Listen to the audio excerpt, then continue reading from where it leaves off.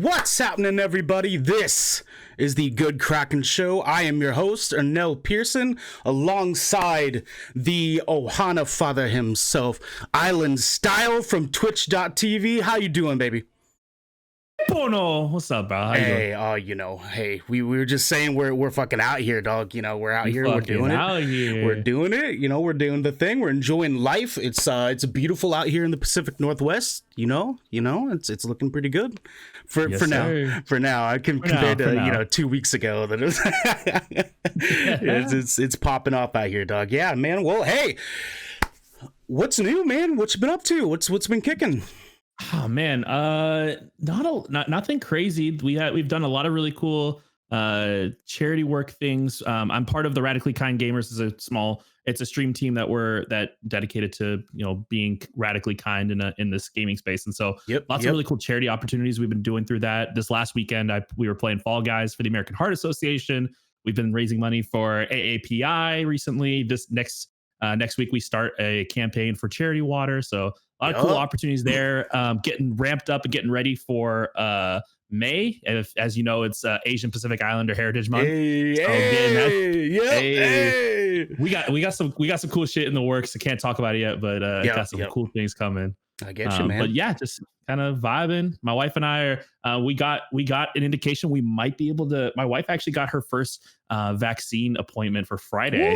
She just got that today, so I applied to hopefully get on the waiting. I'm on a waiting list right now, hopefully getting in as well. But hell yes. Life shit. Hell yes. Yeah, no, that's that good stuff, man. That's that good stuff. That's what we like to hear. We all need to get vaccinated, man. I don't even know when the hell I'm going to mind, but I'm working on it. You know. It's scary out here, dog. Well, hey, for the people at home, why don't you tell everybody who you are, what you're about, and let's say give us a video game, movie, or TV show that you think everyone needs to fuck with right away.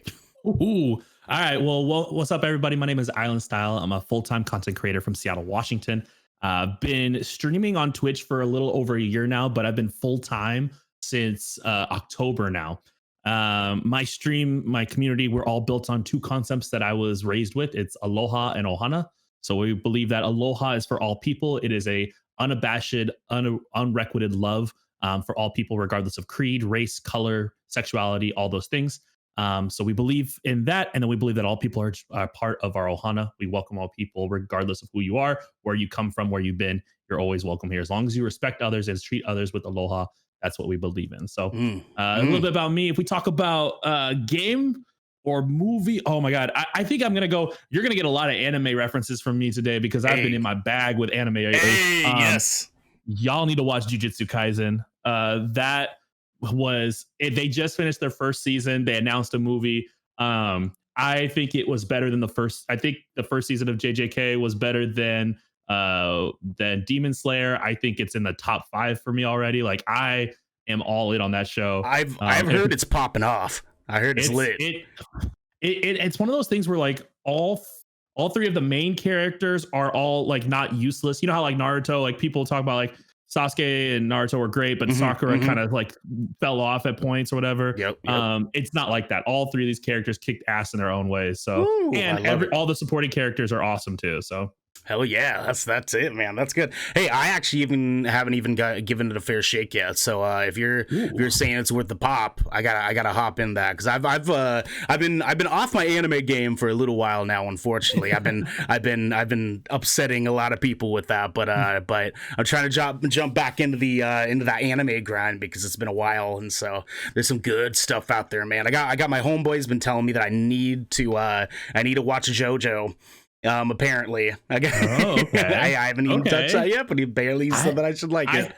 I haven't touched JoJo either. I've actually never. It's just JoJo's Bizarre Adventure, right? Yeah. I have friends that like swear by it and say it's like their favorite anime of all time, and I'm like, I'm still trying to get into the art style. It's the same thing as like Mob Psycho or those ones where it's like the art style is different than you're usually used to, but they end up being beautiful and having incredible storylines. So Oh, nice. Yeah. Hey, that's what we like here.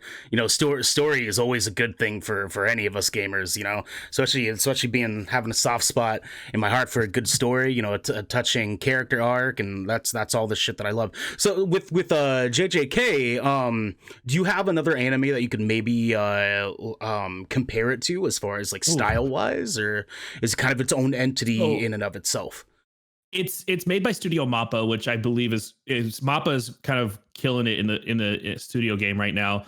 Studio Mappa is the studio that did, I believe, the studio that did Demon Slayer as well, but they did AOT as they were doing Attack on Titan right now as well. So stylistically, it's just very fluid. There's not a lot of dead space. You know how people talked about how Seven Deadly Sins kind of fell off in the most recent seasons where the animation, the budgeting or whatever it was, the quality went down.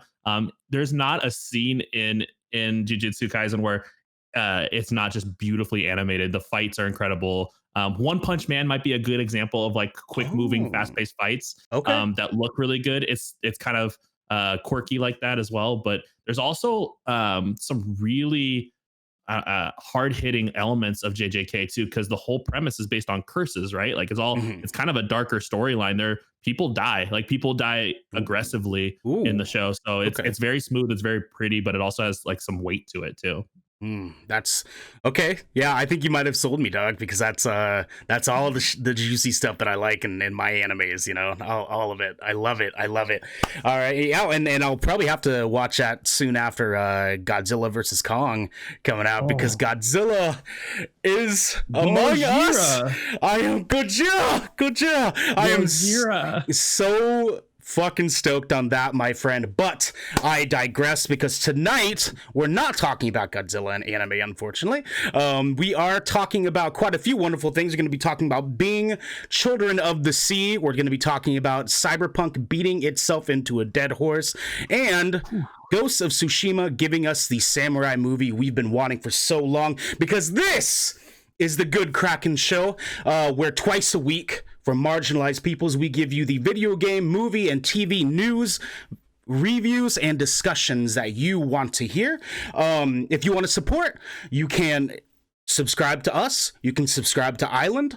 If you have Twitch Prime, if you have Amazon Prime, you have Twitch Prime, you can give that to us, you can give that to Island, you can give that to whatever Twitch streamers you support, because that is what we're all about in the Ohana, because that is what life is all about, my man. That's what I'm saying out here. So,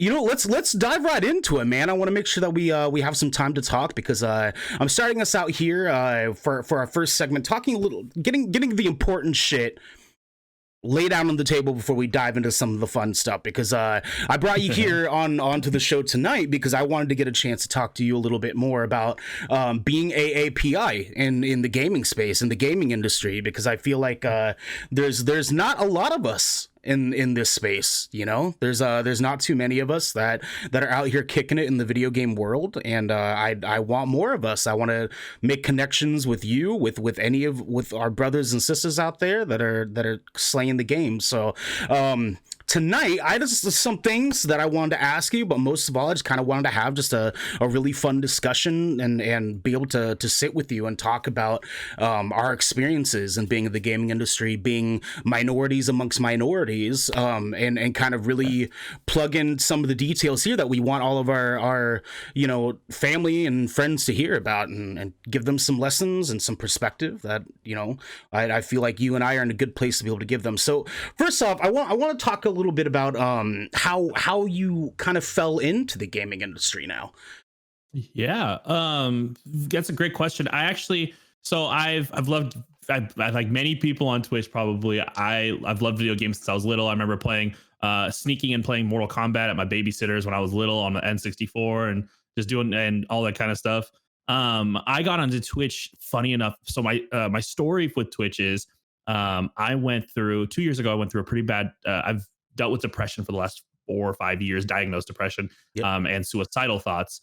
And I had a really bad episode, and needed to find something, some kind of outlet. And I enjoyed building PCs. I actually got in gaming, PC gaming, because I just liked building PCs. It was like adult Legos to me. I enjoyed taking these different components that on their own don't do anything and making something that could access the internet. Like, it was just such a cool feeling. So there Right, was a little bit right. of tech there. Apex Legends was the first game I ever downloaded on my PC and started playing, because I built my PC like 2 days after Apex Legends released, and Ooh. I've played that game since. I played that game since it came out 2 years ago. So Yeah, yeah. was playing Apex, met some cool people online that talked about Twitch a little bit. And I did some investigation. I looked into it. And I was like, look, I love this because I love, like we talked about, building the Ohana. I love building communities. I like building relationships. I wanted to have create a platform where I could speak about and encourage people and talk unabashedly about my experiences, the things I have gone through in my life. Because I know that I didn't especially have someone to do that for me. And that's what led to me to feel like I was alone at times, Hmm. kind of to spiral in some of my darkest days. And I wanted to be the light that someone else may be looking for if they're struggling with the same things. Good So shit. Good shit. that's Okay. a long-winded way to say I started by building PCs, ended up on Twitch, and now it's my full-time career because I freaking love creating content and I love that bringing that positive aloha spirit. Oh yeah, man. That's a beautiful start. I mean, that's fuck, man. Mental health is such an important fuel to our fires, and I think that it's beautiful that you were able to find some sanctity in, regardless of those dark times that you went through, and using it to sort of push you in a direction that can make you successful down the road. Because I mean, realistically, I struggle with a lot of the same things too. So I get where you're coming from, and it's important to let people know, let our audience and our family and friends know that it doesn't just go away, and doing things like this it's a healing, it's a part of the healing process for us. And I think it's beautiful that this got you into the direction of doing what you do now, because I've been seeing a lot of the stuff that you've been doing after a little while, and it's definitely been the fire under your butt to push you to do great things, man. So I'm happy for you, man. I'm proud of you. Thank you. Yeah, yeah, no, absolutely, man. It's good. It's good to see it. We need all the love in the world that people are willing to give, and you definitely are one of the ones that are out here doing the thing, and it's beautiful to have you doing it. So hey, I'm here to back you 100%, my friend. Hey, I appreciate that, brother. Yeah, yeah, no problem, man, no problem. So, um, as far as like starting off a like question, kind of like move things along here, Mhm. one of the things that is important to me is trying to teach the people that love us and that we love them, how we feel it to help us get to where we want to be in our lives as people of color, because obviously everyone's talked about it for a really long time now, especially us brown people. um the world isn't helping us, and so we've very much been in our own regards having to whoop as much ass as we possibly can to get to where we want to be. One of the things that I want to talk to you about to get started here is what kind of inclusivity do you want to see in the gaming industry, in the gaming space, in the creator space, that you think is going to benefit us the most? Yeah, that's a great question. I think, and when you say, just to confirm and make sure that we're Yeah, yeah, being yeah, clear yeah, here, yeah. we would say us. We talking specifically Polynesian, Pacific Islander people? Or are we talking brown, like people of let's color in general? let's do both, but I want to start with being poly. I want to start Being with that, poly. and then we can touch on people of color under the umbrella as a whole. So Yeah. Okay. So when we talk about inclusivity that I want to see, um, there there's so many things that we can talk about here because there's different slices here, right? Like there's different groups that, like different marginalized groups that have had different needs or different desires or different things that have happened where they've needed inclusivity or they've needed to have a place or a platform. Pacific Islanders and Polynesians, I feel like there is a piece of there where I think we need to kind of step up ourselves at times to kind of put ourselves in that position. We haven't as far as I understand, and I think I might say something here that I'm probably going to disagree with myself in a bit. No, you go for it. We Go for haven't it. we haven't faced as much of the same types of of blatant adversity that some other people groups have. People kind of love Hawaiian people. People kind of love Polynesian people. Like and there's a detrimental side to that, but we'll get into that in a bit. Yep. Yep. But we don't face we don't seem to face as much outright hatred as some other groups have, especially very glaringly recently. But when I talk about inclusivity, I love seeing brands that include us in their board of directors. Zoa Energy, I know it's a big one that's come out recently. That's a big deal. Hey. It's ran by The Rock, a Polynesian brother who is literally standing up and putting our culture on the front page of the world, and putting his hands in all kinds of, like, from tequila to energy drinks to movies, all this stuff. But seeing Polynesian leaders, seeing poly people, I think there's opportunities for us, especially in the Twitch realm, to really dive into and taking part of things like Asian and Pacific Islander Heritage Month, where we actually educate people on our culture. The inclusivity I'd like to see, it comes almost down to education. There's so many people that are miseducated on Pacific Island culture and where we come from, our history. We're not just Aunt Becky's favorite vacation spot. We are a deep culture that has a pretty assorted history with America, honestly, and things like that. And again, I think a lot of things we're going to get into tonight, but just kind of setting the stage for when I talk about inclusivity, I'd like to see people educated on who we are, really, what we stand for, what our beliefs are. And I'd love to see more leaders in the business space, like The Rock, like seeing Jason Momoa going out and starting a clean a water company that is about the Aina, that is dedicated to using recycled plastics and preserving our land and things like that. And so, sorry, long-winded, but no, I'm just good. When I talk about inclusivity, I love seeing strong men and women, poly men and women, coming out and making a stand and saying, we are a culture to be understood and to be seen as well. Mm-hmm. Yeah, no, absolutely.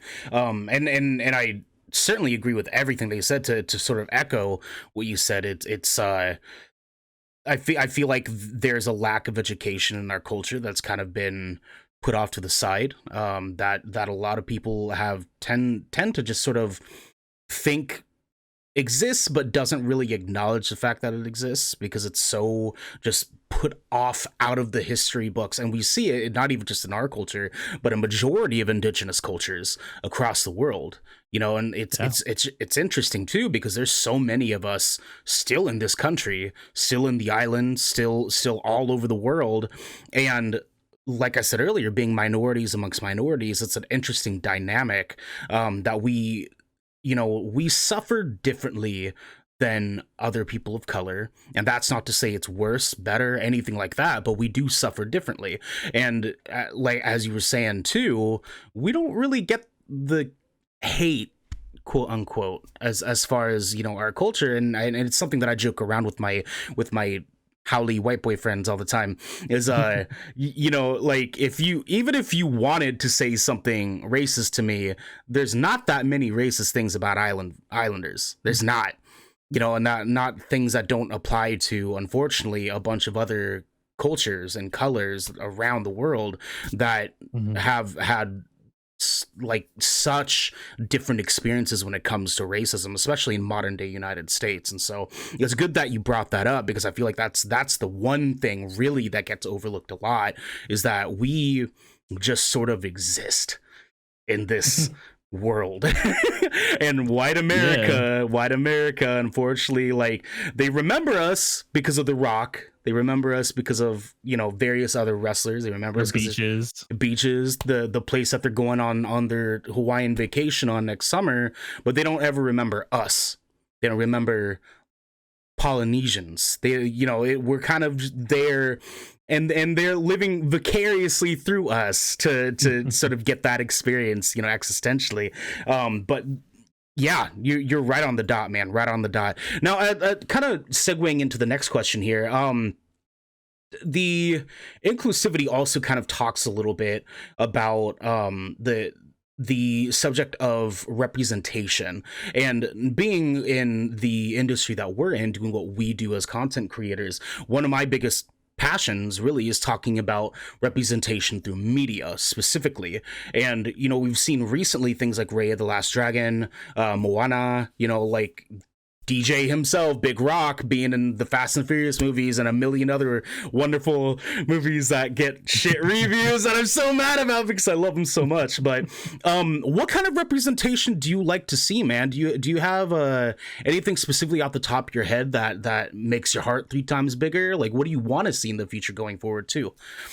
Yeah, I think representation is a complicated web, especially for Pacific Islanders, because I think the thing that a lot of people outside of the poly realm, they tend to lump us all together as Pacific Islanders or Polynesians. Hawaiian culture and Tongan culture and Samoan culture and Tahitian culture and Maori culture, all different. They all have a lot of similarities. We all we are warring tribes at one point, but we also have a lot of love and things like that for each other. But there is differences in our culture. And I think the representation I'd love to see was that people aren't just conflating everyone with being Hawaiian, or people just conflating everyone with being Pacific Islander. It's kind of the reason, like, you don't want, like, people that are Spanish or people that are Latino or Latina don't want to just be called Mexican. That's not true. That's not how it is. You know what I mean? So people, like, understanding that there's a difference in cultures, that comes down to some things like, I love The Rock to death. I love everything he's done for Pacific Islander culture. There was talks about him being King Kamehameha in a movie, and The Rock is not Hawaiian. He's Samoan, which is not bad. Nothing wrong. Right. He's Pacific Islander. I do believe that he would be able to portray it with honor and with respect, but he's not Hawaiian. There are Hawaiian actors, Jason Momoa being one of them, who is actually Hawaiian, who could play the part as well. But The Rock brings with him a fair amount of love and of visibility, and I'm not mad at that. I get that. And honestly, if I had to fight between having a Samoan brother that actually, like, loves our culture portray our beloved king versus not having our culture spoke about at all, I know which way I'm going with this. Right. But I think that when it comes to representation, it comes this idea of understanding that our cultures, we're not a monolith. We're not one island people. And then I just want to see more understanding. Like, I don't want to see whitewashed understanding of our culture.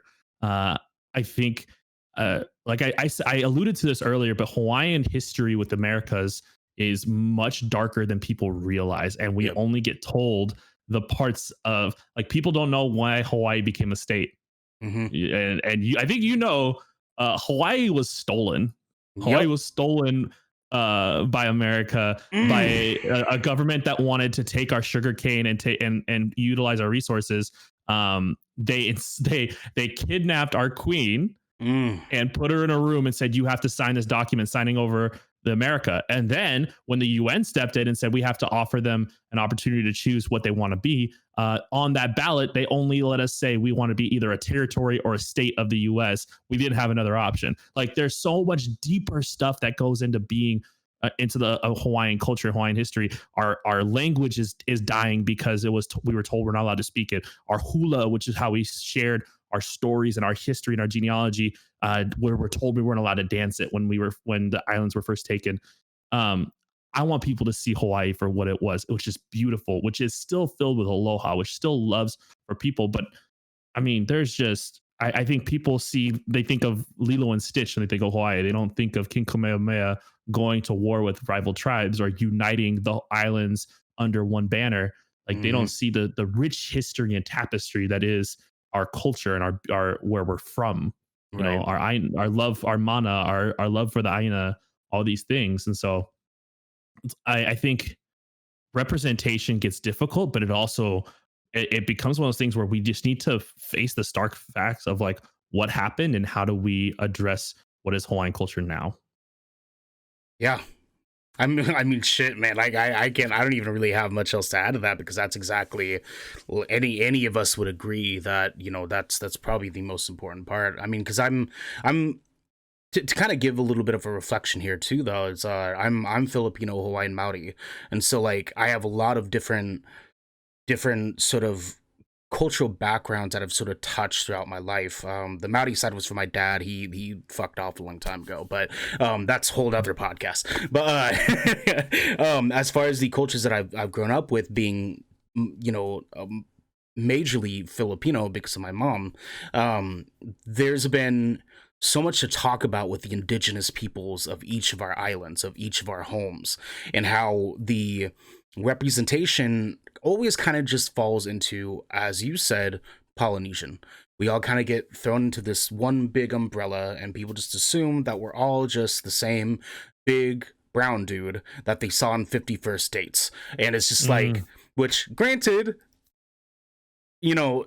there's not big brown dudes, but yeah, like they're not necessarily wrong, but it's like, it's much deeper than that, because it's like I have homeboys that I went to school with that are Tongan, but I also had homeboys who were Samoan, and so it's like and they were completely different culturally, completely like similar foods, because all of our foods are really similar in a lot of different ways, but when it came to like the people they kicked it with, what they did throughout their days, like, and these are all dudes that I played rugby with, so it's like seeing like how they go about their day-to-day lives. We weren't the same. We were the same, but we weren't the same. And I feel like it's sort of the difference, as you said, between calling someone Mexican when they're actually Guatemalan, and it's like a lot of us people of color kind of let that go off the wayside because we feel like there's such bigger fish to fry when it comes to the race talk.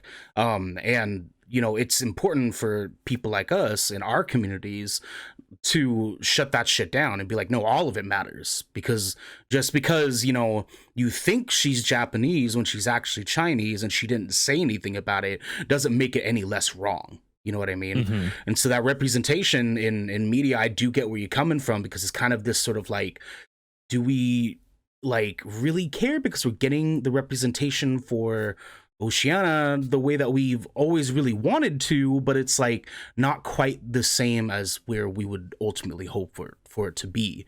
Yeah. So I definitely get where you're coming from. I think there's another piece. There's large overarching themes of how to be represented, and there's small things, right? Things as simple as I mean, I think both of you and I understand tattooing is such a big deal in our cultures.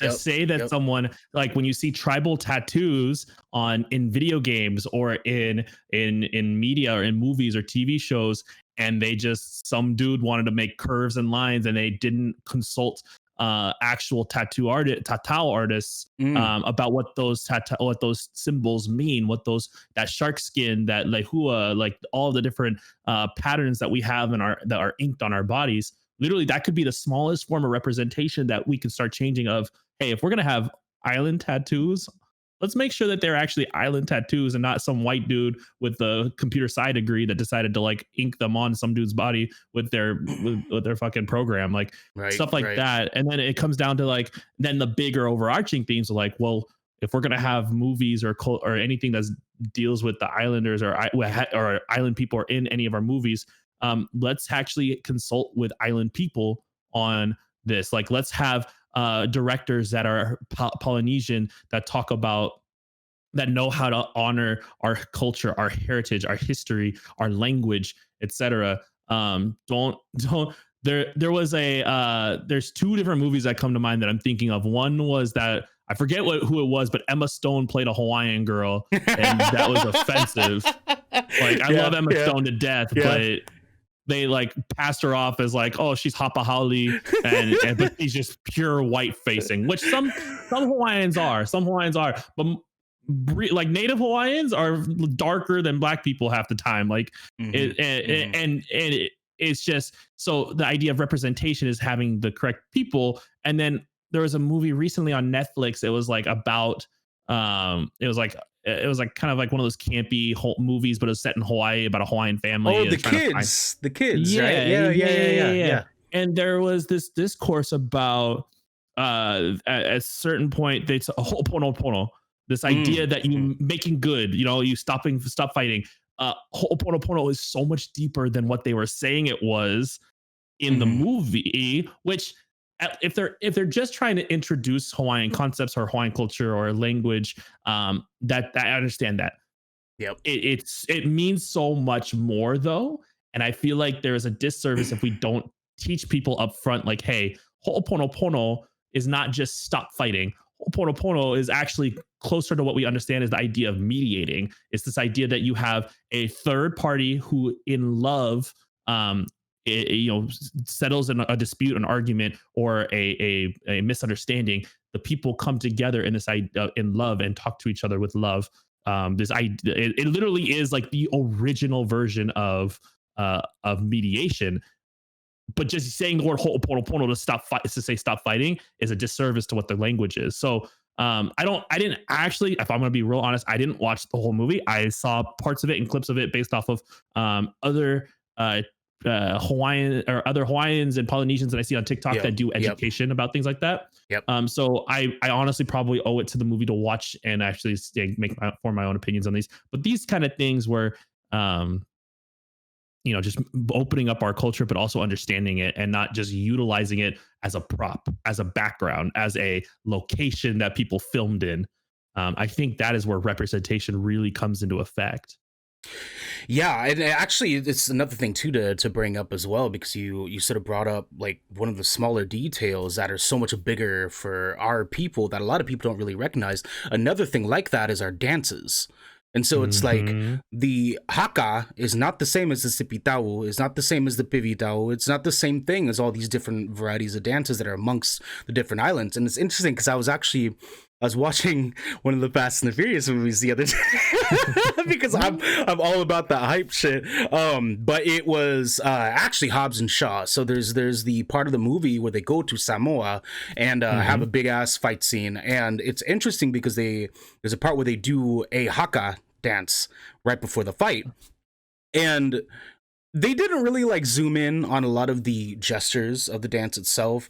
What I do know is that it looked like a traditional haka, which is not the Samoan dance, and so Not it's like Samoan. a little weird, y'all. But it's funny to think about too, because something as subtle as that gets so misconstrued as a war dance, amongst a bunch of different people that have never really looked into our culture. And so even things like that, you mentioned the hula earlier, a lot of people just think that that's just a goofy traditional dance, but it's just like it's so much deeper than that, because dances are such a big part in all of our cultures, in any of Southeast Asia, of Polynesia, of Micronesia, any of our islands that are in the Pacific. We all had dances, and all of them were very specific to our cultures, to our islands, to our homes, to different, down to even the different things we're trying to express. So I'm glad that you brought that up, because those little things really, really, really do matter. And we got to try to make sure that we're mentioning things like that so that people can remember that it's all important. It's all important. So the next thing I kind of want to kind of go into here is let me look at my notes here real quick. Perfect. So what is something that you feel gets vastly overlooked, that isn't just a smaller detail, but something that you feel it just kind of goes right over people's heads, that is a very pivotal thing that they need to remember about our people and our culture? Yeah. One of the things that when I was first going over notes and trying to like think through my answers to these questions, Mhm. it was what I was talking about is educating on like where our history actually comes from. Um, educating on who the Hawaiian people are, who they were, and who they are now. I mean, I guarantee you, most people, if I told you that most of the homeless people on Hawaii are indigenous Hawaiian people, a lot of people wouldn't know that because they think Hawaii is this beautiful, like everyone's happy because it's cold, it's beautiful. Hawaii has gangs too. Hawaii has rough Mm. areas too. Hawaii has our people are still suffering, are still struggling. I think that is something that is easily overlooked. I think one of the other things that's easily overlooked is the struggle that a lot of mainland Pacific Islanders have, if especially if they're mixed. struggling with, are you connected enough with your culture? It is something I struggle with. My mom's white. My Mhm. dad is Hawaiian, Portuguese, Filipino, Chinese. And Hey. I was raised mainland, and it was the Hawaiian culture I got was whenever we were with my grandparents or around my aunties and uncles, or whenever we went back to Hawaii to visit family. And I struggled with a long time understanding, if, am I Hawaiian enough? Am I enough Pacific Islander to have pride or heritage in where I come from, or who all these cultures? And I think that it's a struggle that a lot of Pacific Islanders that are not on the islands, that are here in the States, struggle with sometimes. Like, how do I connect? How do I find my local halal? How do I do these things, or am I good enough? And I think that that's an overlooked aspect of our culture, and the people that are struggling with that idea. I think uh, one of the other things that is easily overlooked in Pacific Island culture, and I think we touched on this earlier, is that we're not the same. Mhm. Like and we're beautifully different, not like drastic. Like, it's not a bad thing. Like, we all bring with us a different flavor. Like you said, talking about the difference in the dances that we have and the stories we tell, in our food, in our culture, in our dress, in our dance. They're so important to talk about the differences that make us beautiful and the things that make us similar. Yeah. Being a seafaring people, being people that spread this common sense of aloha. No, understanding that our language is different. Hawaiian isn't the same as Maori. Hawaiian isn't the same as Tongan. Hawaiian isn't, like, everyone had their own language. Everyone, Mhm. like, all the islanders had their own language. It's not everyone speaks Hawaiian. It's not how that shit works. Let alone pigeon. Not Let all of alone us speak pigeon. pigeon, you know, like Shit, I don't speak pigeon very well either. Like, I know, pigeon's right, right. tough. It's tough, bro. Mhm.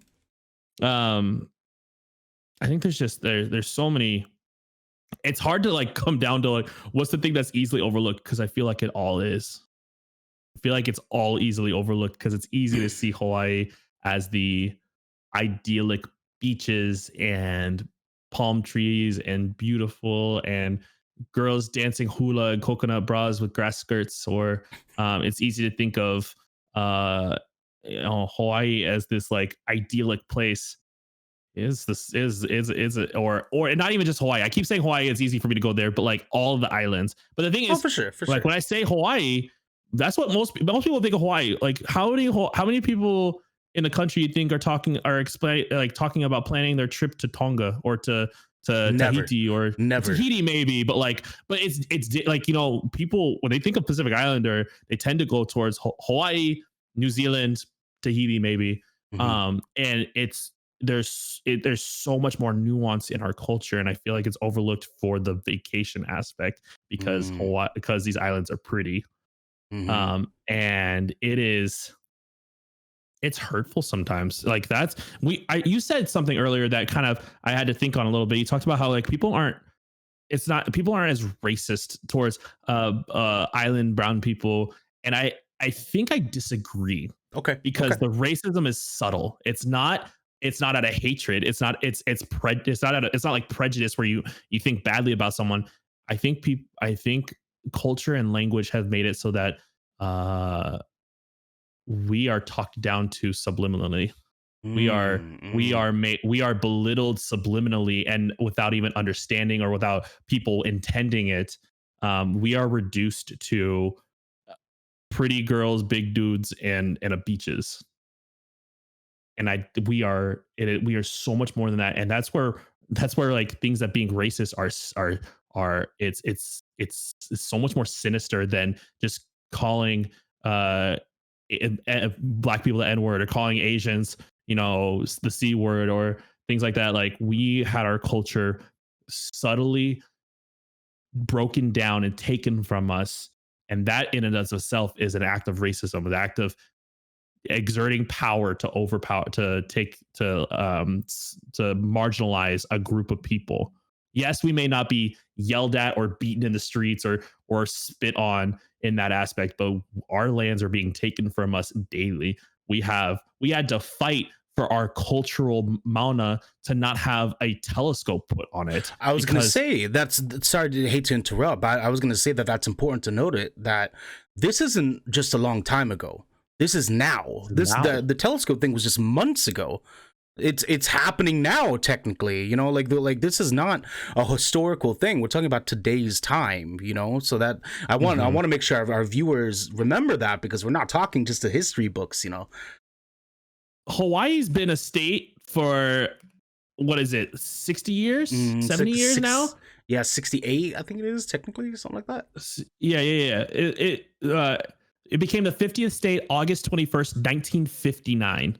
Ooh, that is literally what, 60, let's see, 4, I'm not good at math in my head. It's literally 62 years ago, yeah, that our islands were taken from us. Yeah, that is not that. That's, your grandparents were alive when Hawaii wasn't a state, bro. Y'all know that? Like, this isn't long gone history. This isn't slaves being brought over to America before we seceded from Britain. This was 60 years ago that our islands were taken from us. And beyond that, before that was more of the like subtle, like, let's bring Christianity, let's colonize Hawaii, let's take the sugar cane, let's take, you know, these things. And yeah, it's just it's you have to keep these stark realizations in your head, because it's easy to romanticize Pacific Islanders. It's easy to romanticize Hawaii, Tonga, Samoa, Tahiti. It's easy to romanticize them and not understand what has actually happened to these areas. Samoa is still a U.S. territory. They literally aren't even a state. They aren't even given voting rights. They are like basically held captive by the U.S. Yep. And people just think, oh, it's American Samoa. Like, it's you know, they don't even think about it. Like, that's the thing. Like, they don't think about it. And that bothers the shit out of me. Oh yeah. Oh, 100%. And I want to come back to what you were saying earlier about the racism towards us being subtle. I did that AAPI conversation last week with some 3 really, really great people in the game industry. And that was one of the things that we brought up, is how the racism towards all of us in the AAPI umbrella is so nuanced. It's so nuanced, because it's like we hardly ever have the people run up to us and do the stupid like Asian lady like talk with us. We don't really have that happen very often. What does happen often is people doing it when we're not looking, when they're not next to us, when they see one of us and they just automatically assume that we're Mexican because we look Mexican, or that we're you know, like Spanish because we're lighter skinned, you know, things like that. And so it's like when Terry and Tommy decide to throw a luau for their fraternity because they like putting on flower lays and coconut bras. Like, that's not that's the subtle racism that we're talking about, is where they've made these things. Or like, do the hula for me. Fucking, I'm not your trained monkey. Like, I don't dance. Like, you know how many Hawaiians don't dance hula because they've not been taught by a kuma hula? Yeah. Or you know how many Maori don't actually know haka? Like, it's a sacred thing. These things are sacred. Like, these concepts, these things that are sacred to us have been trivialized, marginalized, and sold at for profit. Woo! Yep. And these are things that are so deeply spiritual for Pacific Islanders, and it's been trivialized into a dance that people do for fun in front of their drunk white friends. You know, like there's just some Yeah. Sorry, not to no, absolutely. You're spot on. You're spot on, man. It's all of it's important. Just like you said earlier, like it's hard to pick one thing that's overlooked, because all of it kind of just gets put on the back burner for all of us, you know. And so it's like that's why we're doing this show, to talk about the little smaller things that a lot of people don't really think about, don't really talk about, don't really have on the forefront of their mind, because it's like we're a marginalized people too. Like, we struggle with a lot of these things as well. And I feel like a lot of people don't think that we do, because we're all big, brown, and friendly.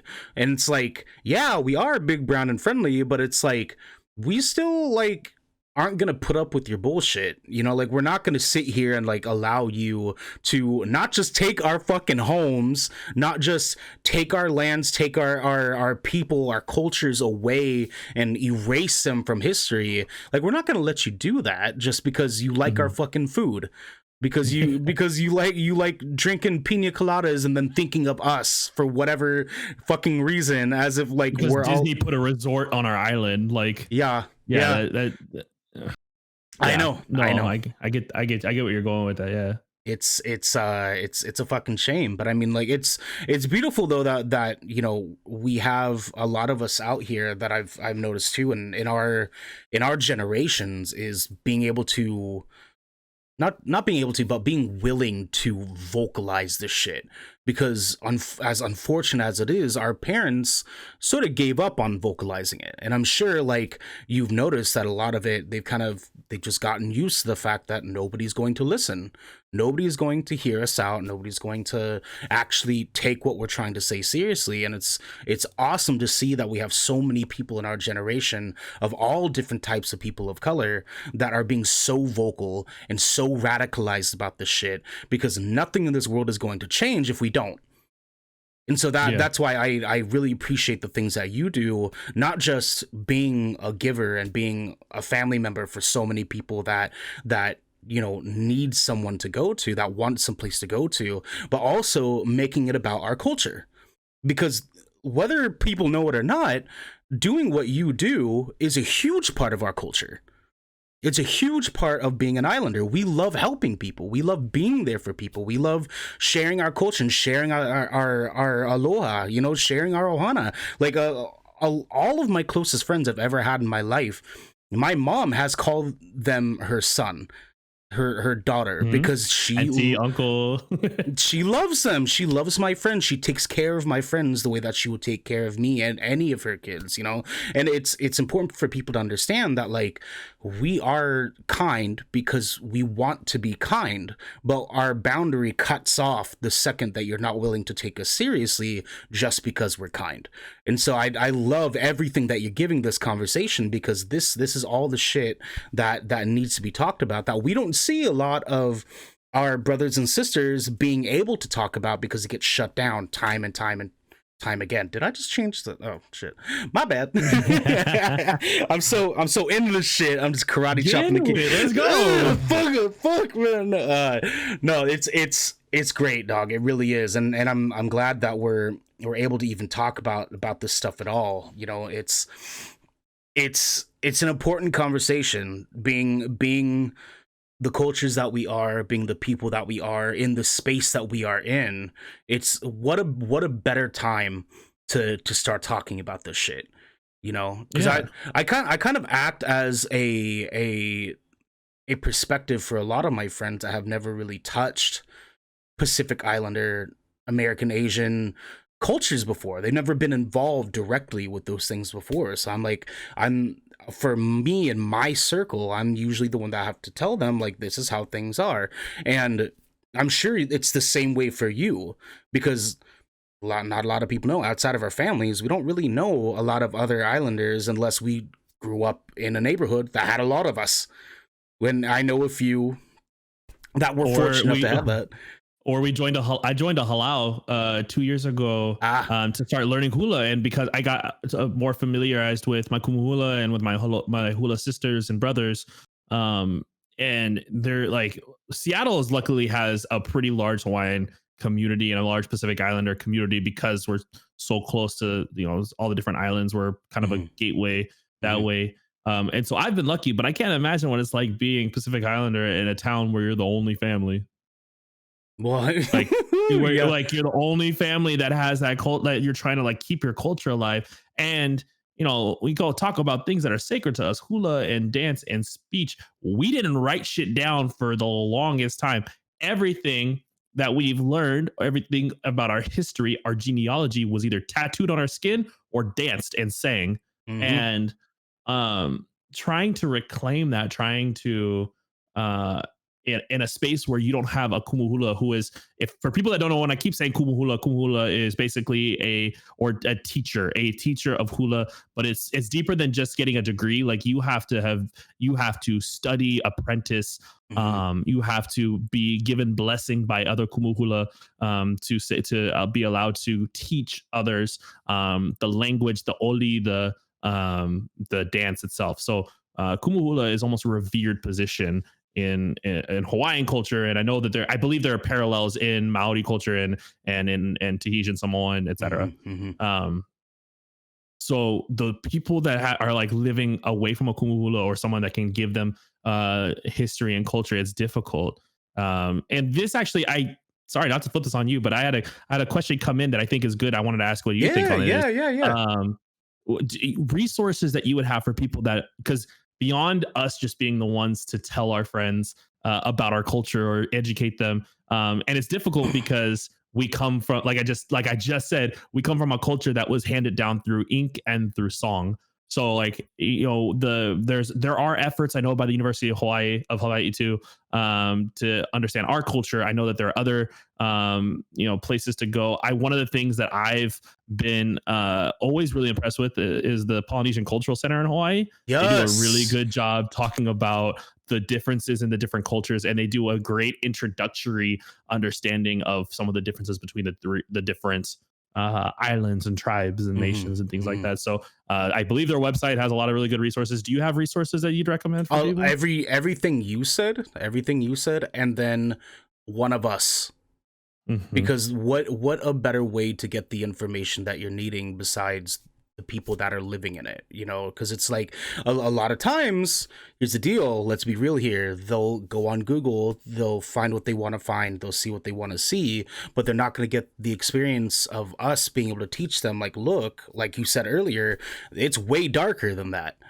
Things got way fucked up there for a second, and you need to make sure that you recognize that. So it's like, obviously not everybody knows a Pali, not everybody knows a Hawaiian, Samoan, Tongan, whatever, what have you, but if you do and you're interested in those things, find these websites, study these things on the internet, really dive in, get the information that you're looking for, because it's super important to get those things. But yes, the Cultural Center is an incredible place to get that. Even just the website alone, they have a lot of information on it. Look up Hawaiian songs. Look up lyrical translations to Polynesian songs. There's some beautiful Samoan songs that talk about some really rich Samoan history, same thing with Hawaiian. So it's like, there's a lot of things that you can do, but most of all, like I said, ask one of us, ask your Hawaiian friend what his history with Hawaii is. And we're not going to mind, if you're being polite about it. I've never minded someone being like, hey, tell me about being Filipino. Tell me about being Hawaiian. I never mind. I'm always willing to teach people what I want them to be able to learn, because they respect wanting to learn about me, and I respect them for that. Like, I'm not going to give them a hard fucking time. I don't think any person of color would give them a hard time if they went about it the right way. Just don't be coming up to me and be like, damn, dog, I love that spam. What's up with that? I'm not going to answer your question then. Like, get the fuck out of here. Like, I mean, I might, like, right, with my spam in the cupboard right now, spam, bro. Let's go. I don't want to like lead into stereotypes, but I fucking love spam. Like, honestly, spam. If you need watching this, hit me up. Let's talk. Yeah. Well, hey, actually, perfect though. We'll get to it in a second, but I do want to use that to segue into the next thing. Go ahead and finish your thought though, because we'll segue after. Yeah. The last one is look for Hawaiian writers. There are a lot of writers right now, or Pacific Island writers. There are a lot of writers right now that are really starting to push out material that talk about the islands, the history, the culture, and annexation, and the things that came about. One of the best books I could recommend from a Hawaiian perspective is there's a book that Queen Liliuokalani herself wrote, talking about Hawaiian culture, talking about history, and talking about her experience literally being held hostage and signing over the islands to the US. I think there's a couple of different versions of it, but literally there is, I think it's called Hawaii's Story by Hawaii's Queen. And it is from her lips, her own words, talking about these experiences and talking about these things. So when we talk about, if you literally can't find a poly person around you, there are a lot of reading materials that talk about the history. Make sure it's written by a poly Right, or a right. Pacific Islander. And honestly, this is actually really cool. I reached out. I was trying to learn about a specific song or hula, and I was trying to learn about some specific things. And I reached out to one of the professors at University of Hawaii, and they actually respond. Like, if you are interested and you are invested, like, you can't take a full course from them, but if you're like, hey, like, I'm really trying to educate myself on this certain thing, you know, do you have any information, any knowledge? Like, find. I mean, there are resources. The internet's a vast and wide space that allows us to connect with people. Don't be afraid to shoot your shot out there, as long as you're doing it in earnest. Don't be out there like, hey, hand me your culture. It's like, no, come learn our culture. Go fucking Google it if you're gonna be that way. Like, I don't want to kick it with you. Be like that. No, for sure, man. All right, well, hey, so next thing here is that we actually got a couple audience submissions that came in yesterday and this morning. So the first one is coming from Rebecca Ortiz. She asked, what foods would you recommend someone try from your cultures? You want to start or me? You feel free. I want to hear your thing, because I you have the Filipino and Maori side too. I know you're gonna bring up tocino. Yep, lumpia, adobo and lumpia. Yeah, lumpia. Oh, adobo. Ooh, son. And I'm a thick boy, you know, so I'm all about this food shit, you know, like lumpia for sure. I feel like lumpia is the staple that we have people try to get sort of introduced into Filipino food, you know. As far as Maori, actually, fish and chips is going to be the best route, because we make fire ass fish and chips. So it's like, if you're trying to get a nice piece of cod, that's definitely the way to go. Yeah. Try some NZ cod, dog. I'm telling you. NZ cod. Man. Hawaii musubi. Musubi is my shit, dog. I am so fortunate to have, because here in the mainland, there ain't shit. You go to a 7-Eleven in Hawaii, you find musubi in the fucking 7-Eleven. And it's like spam, chicken katsu, hot dog. Like, they have musubi is the meat wrapped in rice with nori. It's not like it's not specifically spam, although most times it's spam musubi. Right. But spam musubi is it, dog. It's bro. Especially if they put a little bit of egg in there too. Oh, dog, I'm telling you. I love musubi. I love spam. I like I said, I'm trying to get sponsored by spam one of these days. Hell yeah. I would recommend it to everyone, but if it's your first time getting introduced to the culture, a lot of people get weirded out by it's like canned meat. Shut up. A, but B, just try it. Just put it in your mouth. Yep. I would recommend lokomoko. Hey, lokomoko is a go-to. Lokomoko, for those that don't know, is white rice with hamburger patties, fried egg, and gravy over the top of it. Beautiful ass beef gravy. Let's go. That's a pretty staple in most Hawaiian diners. I would also, fried rice is pretty big. A lot of our foods are kind of the same, like hamajang mix. I would say, what's it called? Malasadas, which are Portuguese, but they're big on the islands, big on the Hawaiian. If you go to Leonard's or if you go to Zippy's, Zippy's actually has really good everything, honestly. You guys know Zippy's is like the Hawaiian McDonald's, and it's way better. Yeah, my sister says they're fire. My sister lives over there, and oh my god, I need to try that. She'll send me pictures sometimes, and I'm like, yo, I need that. They got chili moco. Instead of gravy, they put chili. What? That's a thing? What? Oh, my dad ate that for a week straight when we were in Hawaii. Oh my god! And then manapua is the other one. I would say if we're talking about getting into like culture and like cultural foods, and saying manapua is a huge one. Baked, you can get boiled if you want, or steamed, but baked is the way to go. Manapua is basically this sweet bun filled with pork or like braised pork or things like that. It's kind of like a bao bun. Yeah, it's basically like bao, but they're bigger. They're like this big. They're huge. Chunwa Kem. Shout out Chunwa Kem. They got the good ones over in Hawaii. Hey, it's lit. And then don't try poi. Don't try poi. If you don't know what it tough. is, don't try it. Poi is a very poi is polarizing because it's a very traditional Hawaiian food. Poi, if you guys don't know, is taro root, like pounded into a paste. Yep. Poi is good. Oh, lau lau is also another one that's delicious, but it's also a little difficult if you're not used to the it's an acquired taste. Lau is literally pork in, I believe it's banana leaf and steamed like that. Kalua pig is a go-to. Like that's easy if you go see actual Kalua pig.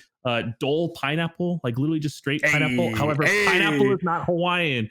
I don't think people understand pineapple is not Hawaiian. Pineapple literally came, I believe, from I think was it the Bahamas, or it was either Bahamas. I wanna say like South America though, actually. Yeah, like Hawaii sugarcane is native to Hawaii. Pineapple is not. Just because the toll plantation there is in the Hawaiian pizza is not fucking Hawaiian, it's Canadian. You assholes.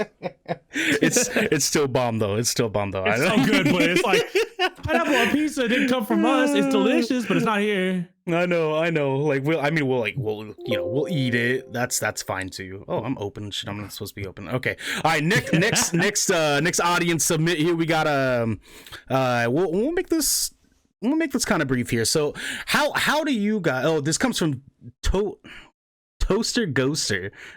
Toaster Ghoster, what's up, baby? Toaster Ghoster, that's what's up. Okay. How do you guys handle haters being people of color content creators? I think they're trying to say, how do you guys handle haters while being person of color content creators?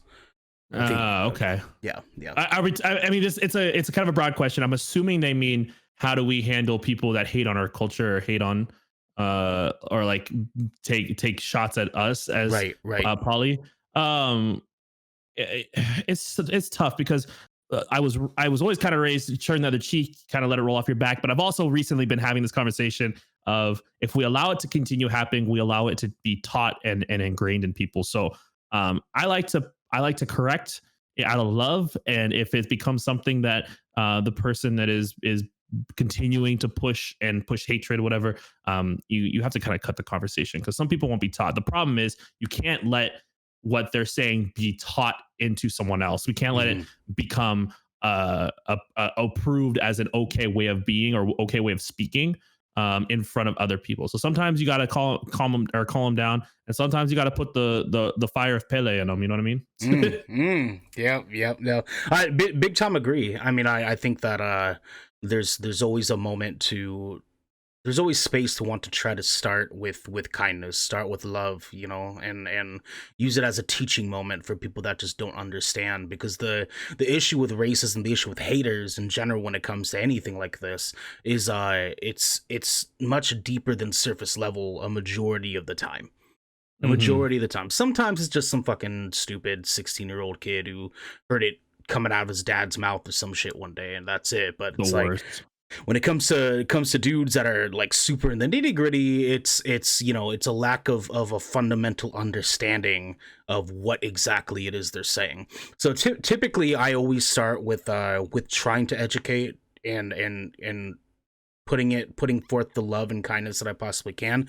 If that doesn't work afterwards, then I'm like in block mode. I'm just like, all right, you're not listening. You're not going to listen. You're never going to want to hear anything that I have to say. So bye, block. You're cut, dog. You're cut from the team. Yeah. And you know what? That's kind of a policy that I wish more people had, was a better understanding of when it's time to teach and when it is time to just go through the chopping block, because there's some people you are never going to be able to have come around.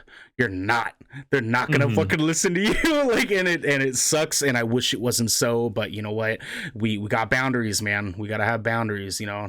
If there's anything that's most important, it's knowing when to keep fighting and when not to fight. So definitely get it. But yeah, no, I love that. Starting with love though, because that's what we're about. You know, that's what we're about.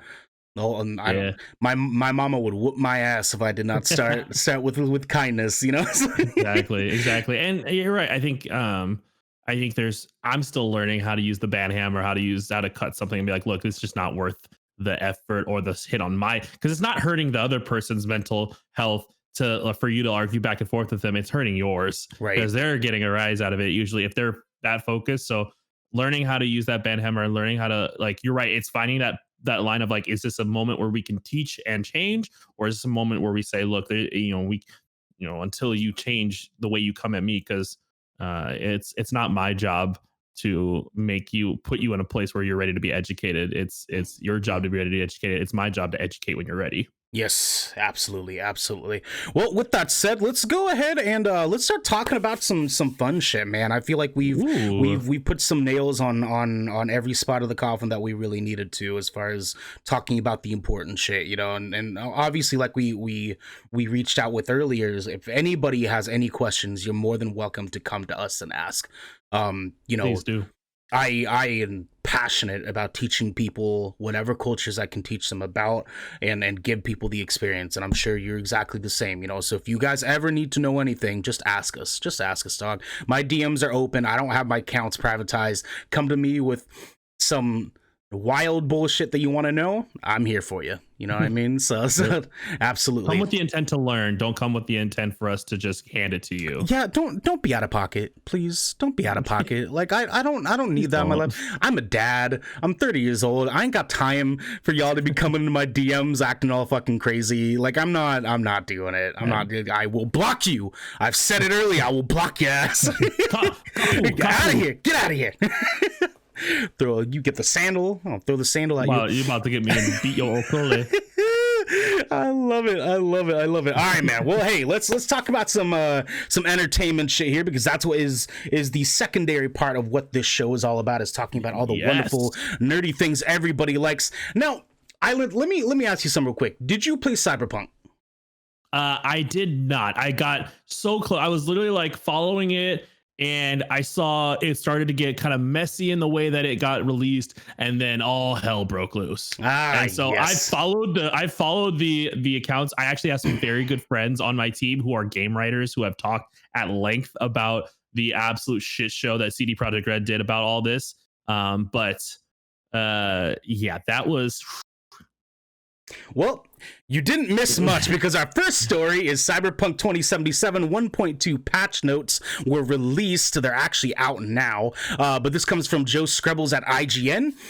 He says CD Projekt Red has said Cyberpunk 2077's long-awaited 1.2 patch is coming to PC, consoles, and Stadia, quote-unquote, soon.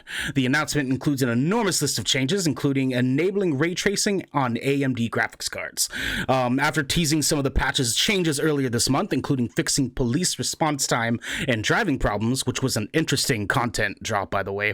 The 1.2 change list includes hundreds of changes ranging from the very minor to the fundamental. The list includes sections covering gameplay, quests, open world cinematic design, environment and levels, graphics, audio, animation, UI, stability, and performance, miscellaneous PC specific and console specific changes. Despite being hundreds of bullet points long, the list ends with the phrase "and many more." If you want to check it out in its entirety, you can either scroll to the bottom of the story or visit the Cyberpunk 2077 website. CDPR has not announced a specific release date for the patch at time of writing, simply saying that it is quote-unquote coming soon. So I played Cyberpunk. I put a lot of time into it, actually. I really enjoyed the game. I did. It was a fun game. I played on my PS4 Pro. And okay. If I cannot express enough how playing Fallout 3 in 2020, my guy, this game looked so fucking bad. Island, I'm telling you, it looked so bad. It was fun. The gameplay was fun. The story was fun. But if I every night, my game would either crash, I would see people hovering in the air, I'd get out of my car and my car would fly a mile up into the air, and then two people would follow it into the air. I had times where I would get onto a motorcycle and it wouldn't change camera views. Like the list goes on. The list goes on. Now, I don't know if you got a chance to see this patch list, but this is egregious. So it is a good, like, 10 pages long, okay, and it is something else. I wanted to bring this up to you because obviously all of us in the gaming world here have heard about the interesting story of Cyberpunk and the release and what's happened since then. Do you think Cyberpunk can be saved? Oh man, this is a tough question. I think it could have been at one point. I think it would take a miracle at this point for it to be what they had called it to be. I just When there are things as egregious as a 10-page patch note to fix fundamental systems in a game, it should not have been released. When your game was delisted from the PlayStation Store and is still not available, you should not have released your game. I get that you said something to developers, or you said something to stockholders. I know you said something to people. People are probably way more pissed that it released terribly than they would be if it got pushed back and came out correct. I as someone who plays a game that is broken daily in different ways, but still loves the game because it fundamentally works. A game not fundamentally working is not a game. It's a demo. Like you released a 60 gigabyte large demo because it's still in beta. You basically released a giant beta that things are still broken. Those are not patch notes. Those are you fixing your game to be launched the way it should have been. However, I still give a lot of grace to developers. A lot of these things are kind of put on them by their studios or by, like I said, stockholders that want to see things delivered at a certain point.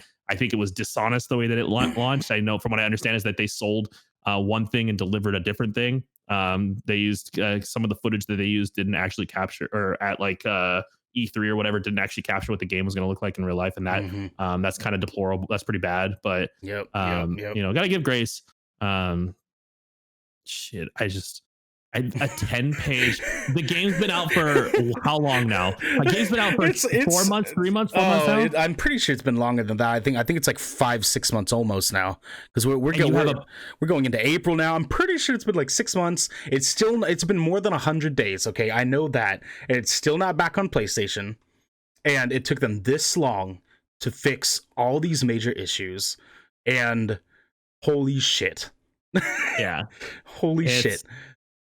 It's pretty interesting. Did you see actually? So kind of parallel to this, on CD Projekt Red themselves, they announced today a new strategy going forward. They announced how they were going to focus on games. They were going to shorten their marketing campaigns. Good. Yep. And they're going to increase the number of AAA titles they work on at one time. Yes, including The Witcher 4.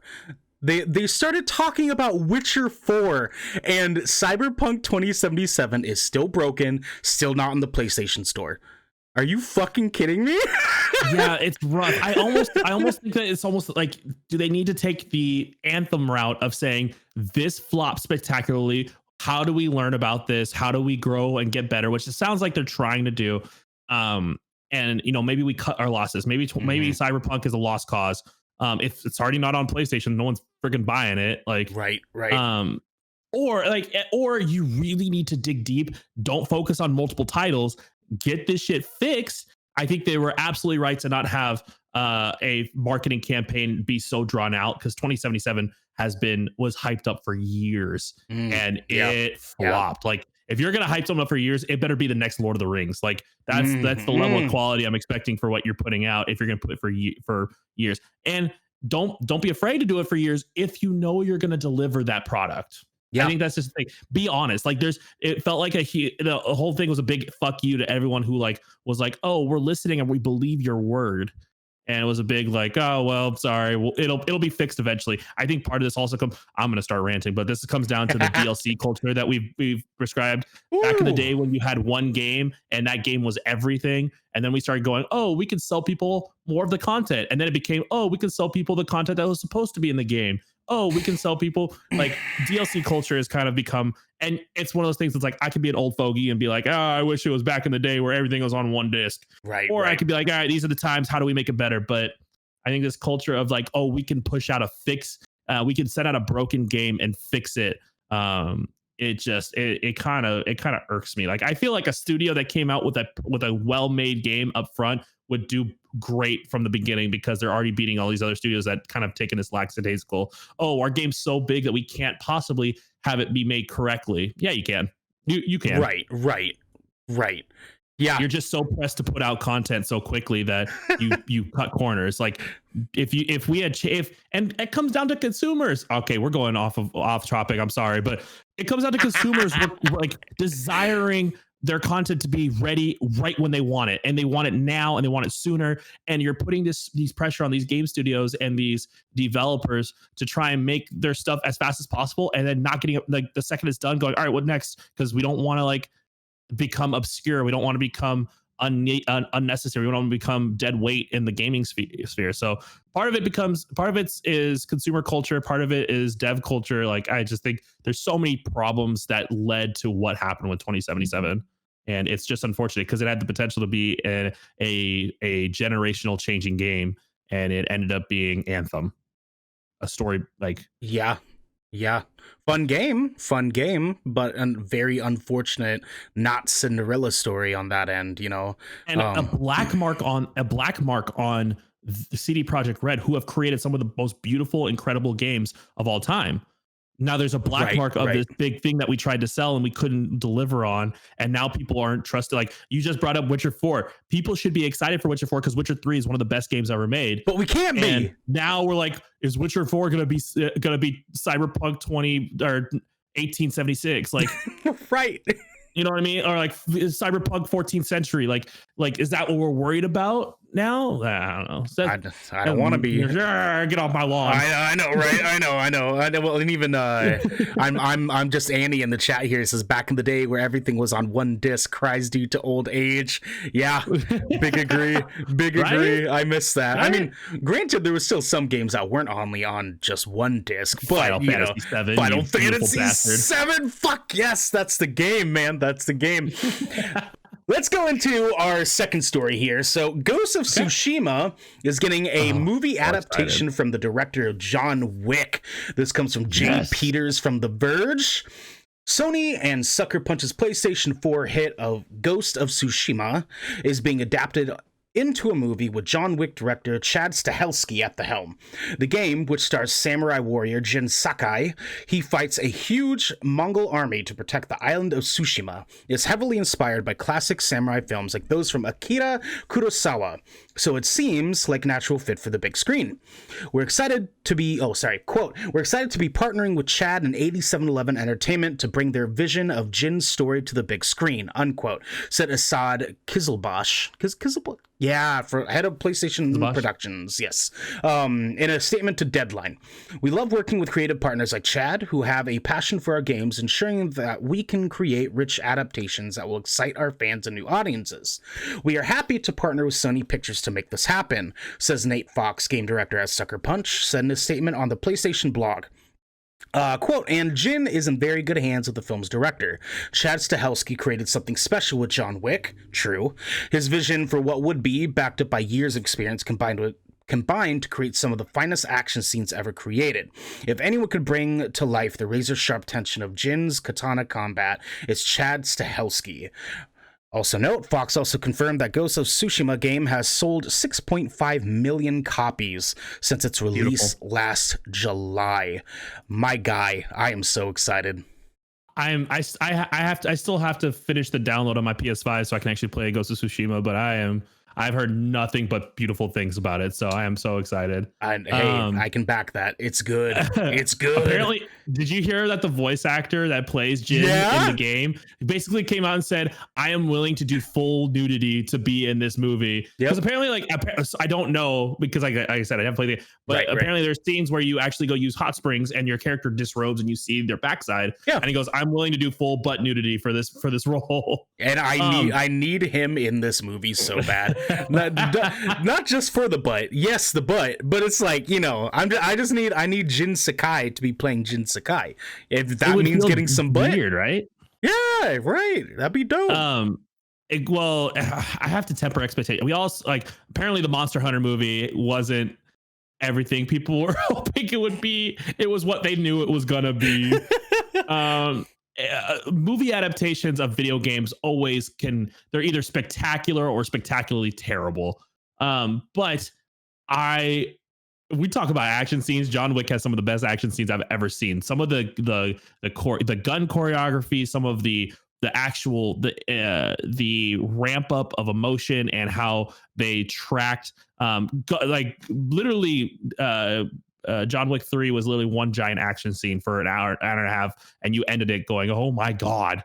I can see the action scenes of Ghost of Tsushima being great. I'm holding out hope that they still capture some of the serenity, some of the history and culture, and the quieter moments of Ghost of Tsushima as well, because I think that's what I've seen is one of the more beautiful parts of the game is not just the fighting, but the kind of internal battle that is going through with Jin throughout the game. Oh, absolutely, yeah, and it's gonna be cool too, because as was sort of like loosely mentioned in the article, the developers for the game really were trying to push for this game to be sort of a playable replica of a classic samurai film, and what better way to sort of have that transition sort of come back to a different form of media that it was sort of dedicated to being for. And I'm mainly interested too, because we've seen a really I guess you could say double-edged sword in the representation field of Asian American Pacific Islander in media, and I think that, you know, this is kind of a good time to start working towards something like this because of sort of like where we are leading to, coming off of the Mulan movie, and even what was one I was watching one the other night that was like, oh, this is spot on. I forgot what it was, but there's a lot of movies that have been coming out lately that have been nailing it as far the Mortal Kombat. Yeah, Raya and the Mortal Kombat movie casting that's going to be coming out. I think it's next month. The casting's spot on. I'm like super stoked about the casting of that movie, because they really are coming down to like make sure that they nail it. And I feel like that there's not, you know, any better of a time really to start diving into something like this. Now, on the second side of this too, I'm just stoked for a good samurai movie, because I feel like the last samurai movie we really had a white guy as the main character, and it was so good. But yes, it was, right. You have the 40. Was it 47 Ronin? Is that what you're talking about? Yeah. 47 Ronin was fantastic. But it was a fun movie. Yeah. Speaking of John Wick, it was fucking, what's his name? Is as the last samurai, basically. That movie's fantastic. It's so much fun. So well choreographed, but. Yeah, beyond that, like we talk about, like, you know, samurai, like hard, like very specific samurai, not ninja, not all these other things. Samurai is a different culture, and you're right. It's been a while since we had something that honors that tradition and that culture and that history of the samurai movie. And it would be nice to see something done well. When you talk about Ghost of Tsushima being made to be basically a playable samurai movie, that's beautiful. And that's, you know, my hope is that you're right. They nail casting. They already have, your director is going to be known for his action scenes, but also isn't, you know, white. I don't think Chad Stahelski is white. I think he is, but he's always done vastly culturally diverse different films, if I remember correctly. Let's yeah. As long as I mean, my hope and my dream and my desire is that they are still being they are honoring the tradition, and they are bringing in consultants that can give the history and the context and the the culture to the show, not just taking it and try to making the coolest action scenes they can, but Right. like getting a tea ceremony down correct, getting the bushido, and making sure that if I don't know if they're going to incorporate seppuku, but like understanding where that is, what that is, and where that comes from, and Hmm. the importance of tradition, and the importance of having things done a certain way. Those Hmm. are super important in Japanese culture, and those are super important especially in samurai culture, like honor and status, etc. All those things are super important. So as long as those things are being hit on, I'm all game for watching this movie when it comes out. And with that said, too, knowing that you know all that, I'm super stoked for you to play the goddamn game. But I Oh, I'm digress. You need to play that game. You need to play I have a it, dog. PS5 now. It's gonna look beautiful. It's gonna be so good, man. I'm telling you. All right. Well, we got a quick fan submission that actually asking about it, but I think we basically touched on it. Okay. Oh, no, not this one. Not this one. Okay, so this comes from Eric. With the Ghost of Tsushima movie being announced, it begs one important question. Would the movie benefit more from being a beat-by-beat replica of its video game counterpart, or do people want to explore more of Jin Sakai's story? So, being as I played the fuck out of this game, I love this game. This game is wonderful. I think both would be sick, because the game itself has a vastly incredible story that talks about the sort of crux of samurai lifestyle, and it sort of talks about the dynamics of what the samurai were about, what bushido was about, and it sort of touches on the other side of things, where it was the question of whether or not honor is necessary in combat when it comes to actually saving lives. And so it dives into those things, and those are subjects that I would love to have in a movie that's touching on this subject matter. But also too, there was a lot of stuff in the game that they could expand on. And it would be awesome, especially if they get our boy who played Jin Sakai to come in and rock this shit. There's a lot of really awesome stuff that they could definitely expand on. And I mean, we saw it in John Wick. Chad Stahelski can make a great universe. He can make something so large out of something is seemingly so small. And I think like he would do a really great job of giving us something that is creative, I feel, in the story that is already super vast from the Ghost of Tsushima video game. What do you think? What do you think? I think that I agree with you that it could go either way. I think that either way could be incredible. Either way has its own challenges. If you try to do a beat for beat remake of the video game, you're going to have every person that ever played that game comparing it side by side, saying, "Is this accurate to what I played? Does this capture what I felt when I played this game? Does this honor the developers and the people who made this game correctly?" Or is it a cheap knockoff of what I played? Like, does it look worse than what I played? If you do something completely different, you bring a full new story, which means that you have people that aren't basing it on anything, or they're still basing it off of the original game. But you also say, like, you have the opportunity to start bringing in, again, I didn't play games, well, like if there's like lore that happens in the game that like they could expand on and things like that going into. I love what you talked about with the understanding that the central themes is of, does honor matter in warfare when you're trying to save lives, or bushido, or the way of the samurai, is it dying, like those kind of things. I mean, we saw that in what was I forget the name of the movie, The Last Samurai with Tom Cruise. yes, where they start introducing guns, and it's like, well, we're samurai, we don't use guns, we honorably fight head face on. The Industrial Revolution changed the concept of honor and fighting, especially in the samurai world. It'd be interesting if the movie starts getting into that. Although I don't believe the movie was set in that period where the Industrial Revolution was bringing in firearms and things like that. I think it is. It was before, because I know that a lot of the gun shipments came actually from ships like crashing on the Mm. mainlands of Japan. So I know that a lot of that sort of like stumbled in, and then it became an industrialized part of it later. I couldn't attest to how much later, but I do know they kind of just sort of like bounce one after another. But yeah, that's an interesting point though. Personally, I think it would be very. I think it would be safer to go along the lines of the video game because you have a script, you have something you can follow. Hmm. And I would be happy with that, or with an original um storyline. I think an original storyline is more of a risk. You run the risk of losing losing what encaptured Ghost of Tsushima. You run the Hmm. risk of losing what made that game the game of the year for so Yeah. many people.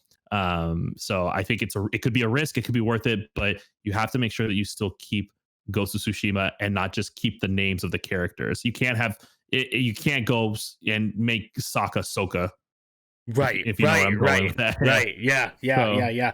100%, 100%. All right. Well, let's go ahead and get into our last one here. This probably shouldn't take long because I'm sure like we've had some chance to sit on this because it's a little bit earlier from last week. But mhm. Microsoft's $10 billion bid to buy Discord could close as early as next month. This comes from Ian Stokes and Austin Wood from Games Radar. According to a new report from Wall Street Journal, Microsoft's $10 billion bid to purchase Discord may be finalized as early as this April. In the days this deal first surfaced, neither Microsoft nor Discord have publicly acknowledged the potential acquisition. The variety and strength of corroborating sources leaves little room for doubt as to whether it's actually on the table, but the timeline and stakes of the deal remain unconfirmed. There's no guarantee that Microsoft and Discord will reach an agreement next month, or indeed at all. And even if the acquisition does go through, we likely won't see any changes to Discord as a service for some time. Even after a price is agreed upon, there would be a lot of paperwork to sign before Discord is officially folded into Microsoft. The acquisition could be a huge boon for the newly renamed Xbox Network, to say nothing of the Windows brand on PC, but Microsoft's plans for Discord remain to be seen. That said, you don't spend $10 billion on a communications app to not beef up your own social network. Mhm. Facts. Agreed. It's interesting because I feel like this.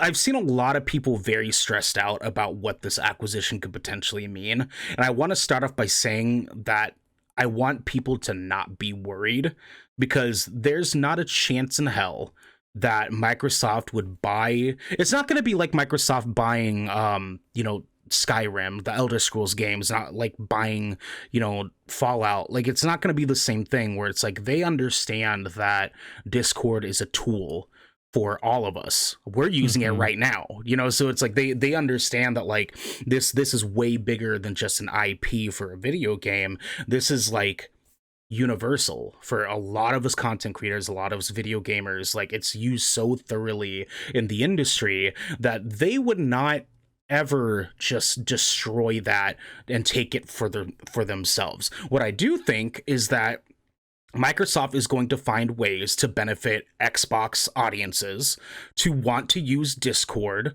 as their main platform for having party chats. And they're probably going to Mhm. get benefits for doing so. And that's awesome.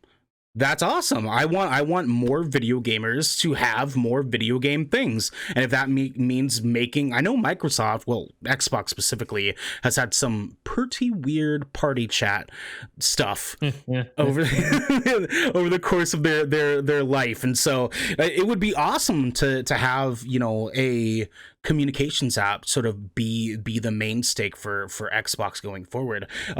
Do you have anything you want to add on that, man? I mean.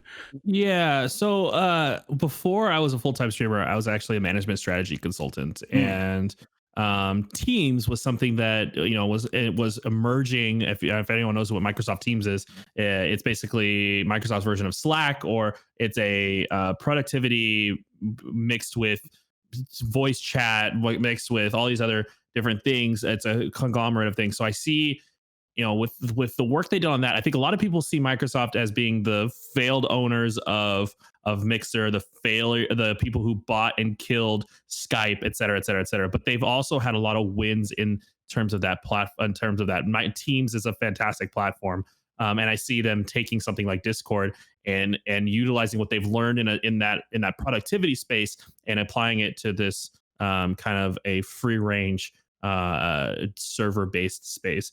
I think there's a lot of things we talk about with the strategy behind this. Microsoft was in the running to try and acquire Pinterest to acquire TikTok. They're trying to build they're finding ways to build communities. They're trying to find ways that attract community based organizing. Yeah. And Discord is one of the biggest community based organizing platforms out there for gamers. We also know that they have really been beefing up their Game Pass program and making it something that is really, really exciting and incentivizing for a lot of gamers. And I don't know, I wasn't really part of it during this time, but Discord at one point had like a Game Pass type, like they had free games based off of being I think it was Nitro, or like there was some way that like if you paid a little extra in Discord, you could have, there were free games that, people a part of your Discord server. I can see them incorporating their Game Pass program with Discord. Yep. Making Discord very intriguing for people on Xbox and PC. The one thing that is a little unfortunate is that if you're a PlayStation streamer or your PlayStation gamer, like, what does this mean for you in terms of how to use Discord? I also know that Discord's had its own rocky road recently. I think I've seen no shortage of posts from people that are or were Discord partners, and Discord's basically been saying like, hey, you're not hitting your partnership, and they're starting to mass throw out these like, we're going to revoke your partnership if you don't hit like all your metrics in time. And people are like, what is Discord actually doing for me?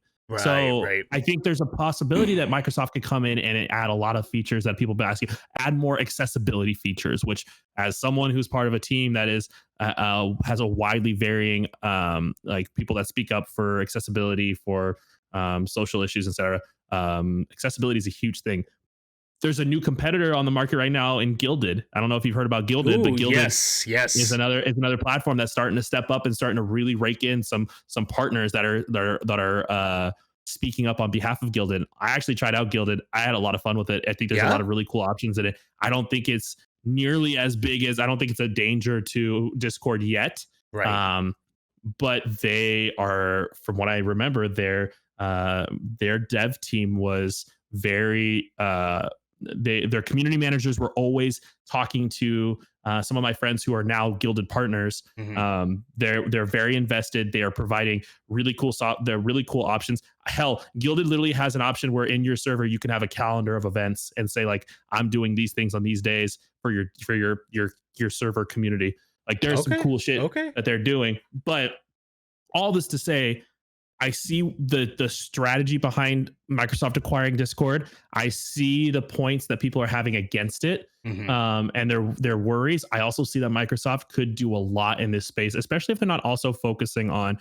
Like, I see them still trying to have to make themselves a powerhouse in the gaming community again. Yeah, and with Mixer going down, there was a lot of faith lost there. I think this could be an option where if they do it right and they take Discord into a new era.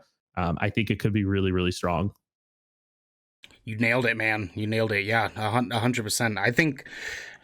I don't even think really that I got to follow up with that with anything. You covered all the bases there. I don't see it being anything to be worried about. This is a benefit. This is a benefit to gamers of all kinds, and I think that's all that matters. Whatever is going to help us game more is lit. I'm down for that. What is going to help us, be able to game more conveniently? I'm down for that. I'm primarily a PlayStation guy, but this Game Pass stuff basically has me sold. So I'm like, whatever we can do to have more gaming in the gaming space and make gaming more fun for everybody and more focused on, so not everybody thinks that we're just dudes in our grandma's basement.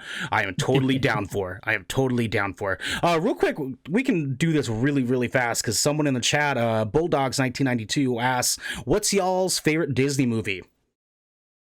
Oh, that's so hard. I love so many of them. Lilo and Stitch is kind of an easy go-to for me, but and Moana as well. But honestly, I think I'm a big fan of Goofy movie. Oh, fire, Movie fire. And the direct to DVD sequel, extremely goofy movie. Okay, yeah. I'm gonna have to say Finding Nemo. I think Finding Nemo is the hit for me. Oh my god, it's so good, man. But it's still so hard though, because there's so many that I love like right below that I'm like, it depends on the day of the week for me, you know? Like I can't just pick just one because they're all so good. Some days you want to just listen to Phil Collins all day long. I just will watch Tarzan, Brother Bear, and all of it. I can feel it coming in the air tonight. Exactly. I love it, shit. Love it. Oh my god, this is so much fun, man. You're the best, dog. It's been a hoot, man. I know, this is great. So last segment here before we kind of get things rolling to the end of the show. We're gonna be talking a little bit about what stuff that we've been consuming. So games, movies, TV. What's something that you've experienced recently that you want to talk about tonight? Oh man, I mean, we talked a little bit about at the top of the show about anime recently. I think this is a good time to get an anime because a lot of really big shows just had their season finales. Things have kind of slowed down. Black Clover just ended. I need to catch up on Black Clover, but it just like actually ended, even though the manga is still going. They said they're finishing the show. AOT ended the partway through the season. The last part of the season will happen in December, I think. Demon Slayer's new movie is coming out next month, I believe, and the new season has been announced. My Hero Academia just started. Lots of really good anime happening right now. I think that's really cool. I just recently played Nier Automata for the first time. Oh, I still gotta play it. It's a trip. It's a good time. I've finished. There's 26 different endings. There's 3 canon ones, and then a bunch of other like random endings. If you do certain things, it ends the game. So I've gotten through 3 of the endings. I'm still playing through that. Playing Apex, Dead by Daylight this weekend or Thursday and Friday. Sorry, I'm throwing a lot of things out there. Thursday, Friday. Thursday it marks the launch of Outriders, the new game that's coming out. I'm actually going to be playing a lot of that this weekend. But did you play the demo? I did. I grinded the demo. I got a couple legendaries, and all of my characters are at the level cap for the demo. All 4 classes. Shit. I played for probably 5 hours and then haven't touched it since. But I'm like, I don't know, man. I might need to fuck it up. I think with the updates that they're gonna have made from the demo in terms of some of the quality, quality of life changes, as well as just the storyline itself and the way that it'll work with multiplayer drop-in style co-op. I think it's just going to be a really fun game. I see it like it has that niche of being like a Destiny style looter shooter, but having those Gears of War third person cover shooting that is just super fun. So I love it. I don't know. Yeah, lots of good stuff in the gaming sphere. I haven't seen a lot of movies recently, partially because I'm stuck inside. Raya was incredible. I think if we're talking about Pacific, or we're talking about East Asian, Pacific Island cultures, like especially like Vietnamese, Filipino, like Raya was fantastic. We recommend the shit out of Raya. I loved that damn movie. I watched it with my sister, her son, my daughter. We all loved it. It was a lot of fun. Our kids have been nonstop talking about that damn movie, and I'm like, yes, because that is the representation we're talking about, dog. Like that's what we're needing in this world. I'm always very cautious of Disney representation. Because they take a certain slant in some of the ways they represent people.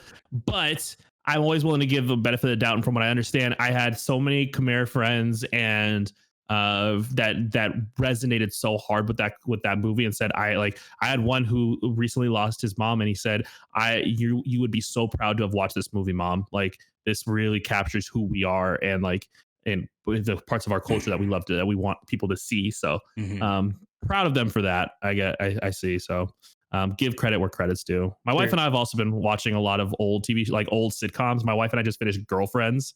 I don't know if you remember that one. Yeah. Oh yeah. Oh my God, how that show ended. It is infuriating beyond all belief. I love it, man. I love it. She just started living single.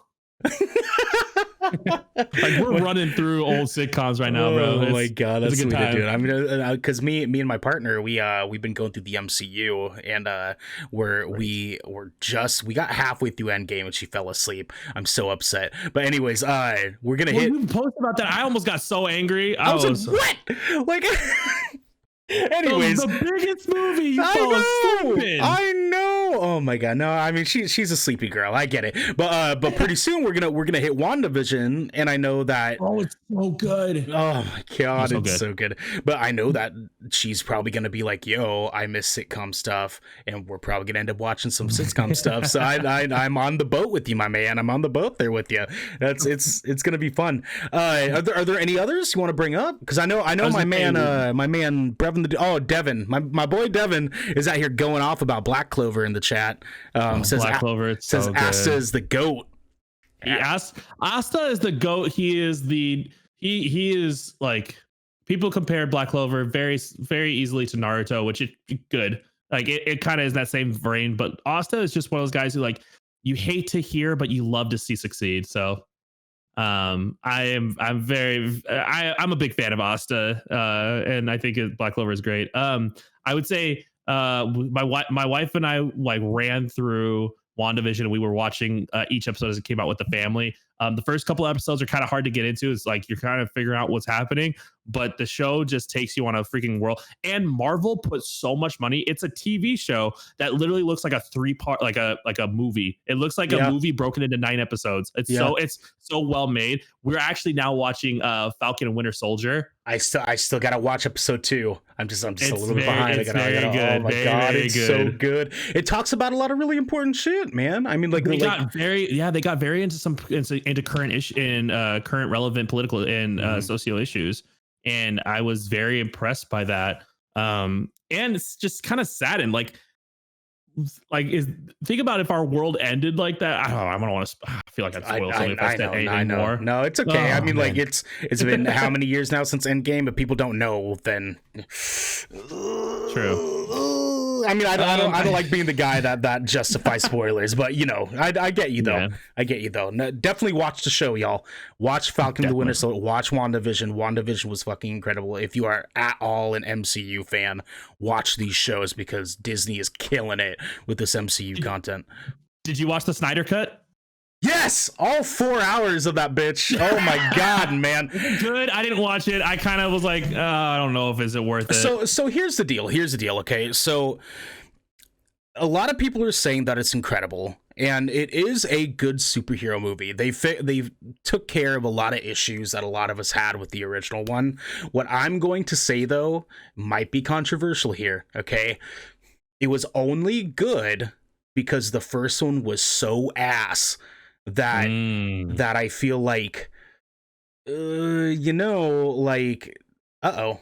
there you are. Okay. I'm back. No worries. Yeah. The first one I felt like was so ass that it's not hard to be better than that. Beat it. It's yes, the Snyder Cut was actually pretty surprisingly fucking good. They took care of a lot of things. Cyborg finally hours, though.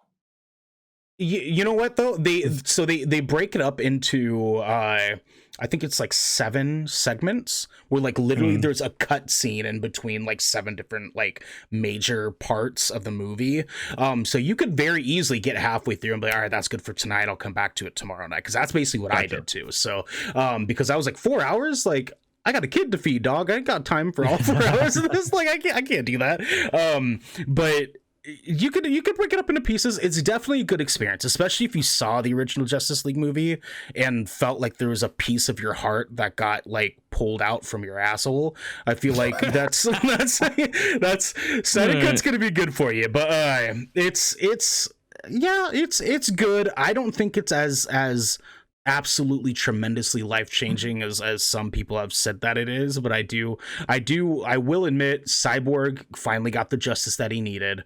Thank God for that, man. Like they finally made him like an actual key character. They touched on our boy Jason Momoa a little bit more. You know, they gave him a really awkward scene in Iceland that they added to the movie that you'll know what I'm talking about when you see it. But Oh no. it's not bad. It's just kind of like, what the fuck is happening right now? But yeah, watch it. Definitely watch it. Watch it in pieces. You don't gotta grind all 4 hours, but it's definitely worth experiencing. So what I wanted to talk about tonight though is actually Hellblade: Senua's Sacrifice. I finally went back to play this game after having had started it when I first got my PlayStation 4 and just never finished it. And I don't know if it's because another game had come out. I think I was like so caught up in Bloodborne that I was like,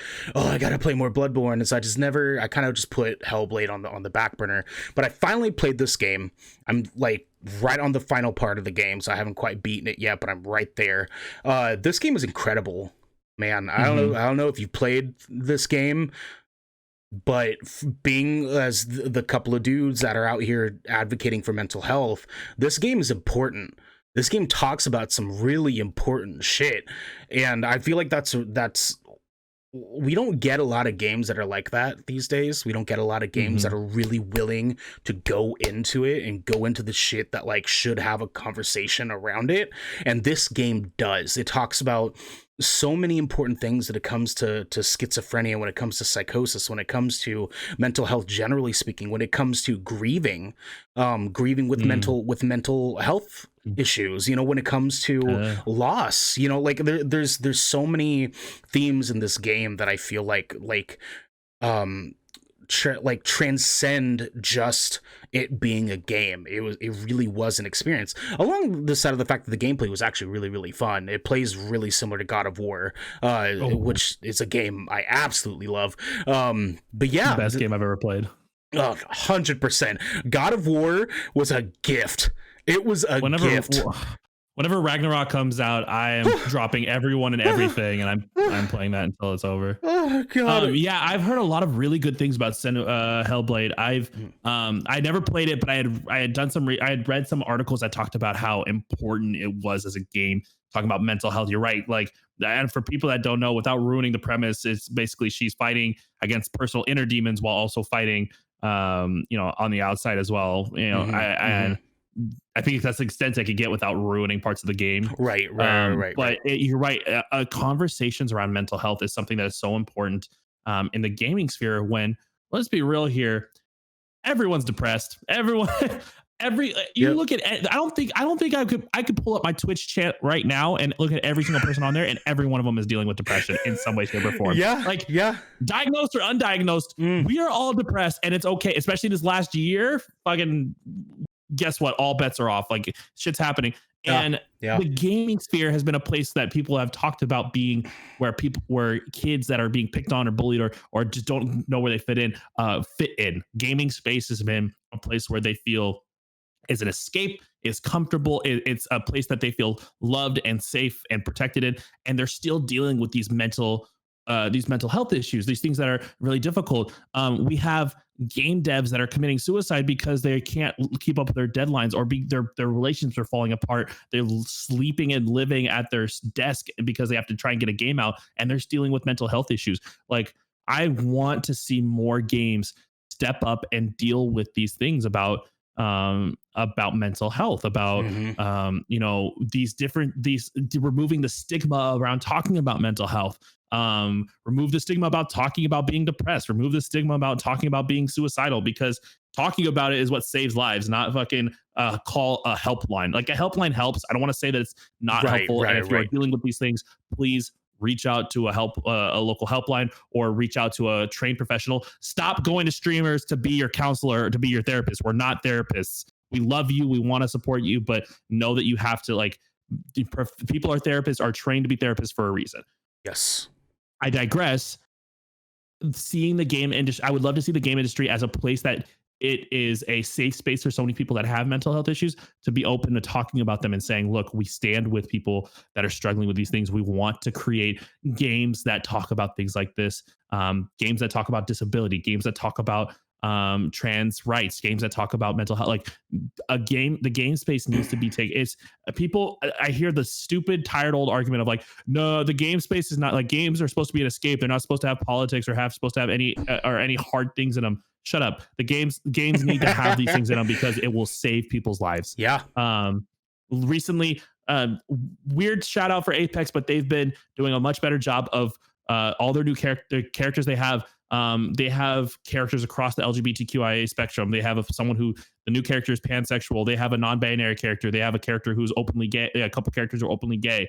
I want to see more characters in games mimic who people are in real life. Not everyone's a fucking jacked up He-Man hero swinging a sword around to kill the demon. There are, as people that are struggling, they are allowed to be the heroes of their own story. And games like Hellblade: Senua's Sacrifice allows for the hero to show that they're not some overpowered, jacked up muscle man or woman. They're someone who struggles on the inside just as hard as everyone else does, and they still can overcome it. My guy. Fucking yeah, dog. Can we also talk about how our brother Gibraltar out there on Apex is the Makoa is beautiful and openly gay, and I fucking love it. Oh my god, I love and they didn't make him like stereotype, like they didn't stereotype him. They didn't put him in a box of what, like, oh, he's gay, he must be flamboyant, he must be right, whatever. Like Gibraltar is this big, safe, blessed man who has very authentic like there is one skin I got a little frustrated with the tattoos, but I believe there may be a different culture. But the newer skins that they've come out with, the newest one that came out with the Gibraltar edition, it's like a modern take on traditional seafaring Hawaiian background that he has. Ooh. And he has the one thing is he has Tamoko on. Mm-hmm. So but Maori people were seafaring as well. I just appreciated that they brought in they did not just take a stereotypical take at a gay character. They actually allowed him to be because being gay does not determine who you look like, what you look like, or who you or how you talk or how you act. Yeah. Being gay is just part of who you are. You're allowed to be all shapes, sizes, creeds, colors, everything. So it's so empowering to see. And I'm honored as a Pacific Islander to have. That was one of the first times I've seen Pacific Islander representation in video games. Done well. Done very well. His mannerisms, his voice lines, are all things that I hear people say. All pigeon statements that people say, like shit like that. Well, his voice actor, I'm pretty sure he's poly too. He might be so. Yeah, I'm pretty sure he might be Kiwi, but Branscombe Richmond. Branscombe Richmond is American. He is of English, Native American, Native Hawaiian, French, Polynesian, Spanish, and Portuguese. So yeah. So he's island as fuck. They brought in a brother that knew how to speak, knew how to act, knew how to the mannerisms. So you talked about earlier about representation, in our favorite video games. Imagine how well games done on Polynesian culture would do. Games done on Polynesian mythology, like our mythology is insane. It's lit. The gods we have, the stories we have about the gods, like shit like that. Like imagine a God of War game set in French on one of the like talking about some of the islands. I don't know, just like maybe we're going too far, but like. Hey, I mean, Maui in Moana was light compared to the actual mythology. I'm just saying they made him.